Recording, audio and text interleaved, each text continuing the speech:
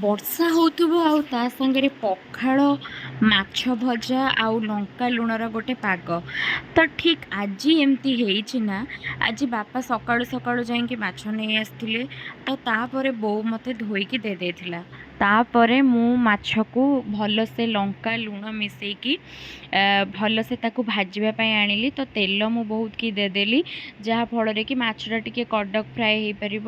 ତ ତାକୁ ମୁଁ ଭାଜିଦେଲି ମାଛକୁ ପୁରା ଗୋଟି ଗୋଟି କରିକି, ପୁରା ନାଲି ହେବା ଯାଏଁ ସବୁଯାକକୁ ମୁଁ ତେଲରେ ପକାଇକି ଭାଜିଦେଲି। ଆଉ ଭାଜି ହେଲା ପରେ ମୁଁ ତାକୁ ସବୁଯାକ ଦେଖୁଥିବେ ଆପଣମାନେ, ମୁଁ ତାକୁ ସବୁଯାକ ଗୋଟି ଗୋଟି କରି ପ୍ୟାନ୍ରୁ କାଢ଼ି ଦେଇଛି। କାଢ଼ିଦେଲା ପରେ ଦେଖିପାରୁଥିବେ ମାଛର ଲୁକ୍ଟା କେମିତି ଦେଖାଯାଉଛି। ମୋତେ ତ ପଖାଳ ସହିତ ମାଛ ଖାଇକି ବର୍ଷାର ଫାଇଦା ଉଠାଇବାର ସୁଯୋଗ ମିଳିଗଲା। ତ ଆପଣମାନଙ୍କୁ ବର୍ଷା ଦିନେ ବା ବର୍ଷା ହେଉଥିବା ଟାଇମ୍ରେ ଖାଇକି ପିଇକି ୟା ଶୋଇକି କି ଟିଭି ଦେଖିକି କି ବୁଲିକି କେମିତି କ'ଣ କରିକି ଏନ୍ଜୟ କରିବା ପାଇଁ ଭଲ ଲାଗେ ମୋତେ କମେଣ୍ଟ ସେକ୍ସନ୍ରେ ଜଣେଇବେ।